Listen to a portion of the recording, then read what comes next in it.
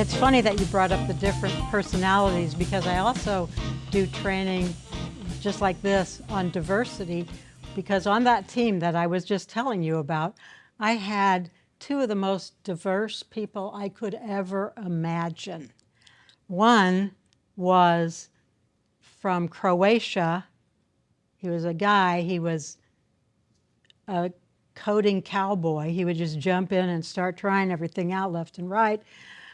Crazy. And his roommate was a absolutely quiet woman from China.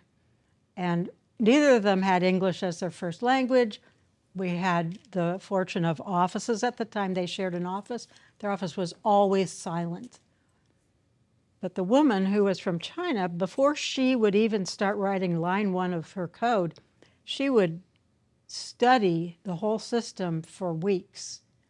And of course, that would make me nervous because she still hadn't written a line of code. But she would study it for weeks. So she knew everything back and forth.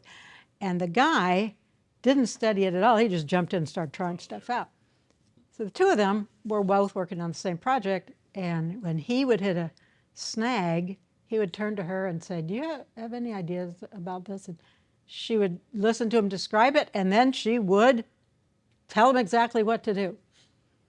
And on the other hand, this is the value of diversity. When she would hit a problem that she had tried every which way to solve, she would turn to him and say, you know, his name's Boris. "Boris, do you have any ideas about this?" And he'd just jump in, or try this, try that, try this, try that. And he would break through that sort of log jam, and he'd come up with a solution.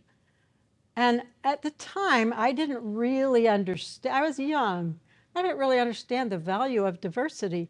But the value of diversity is in diverse problem-solving approaches, and the way that a diverse team can help get people out of a problem and be so much more productive, so much more productive.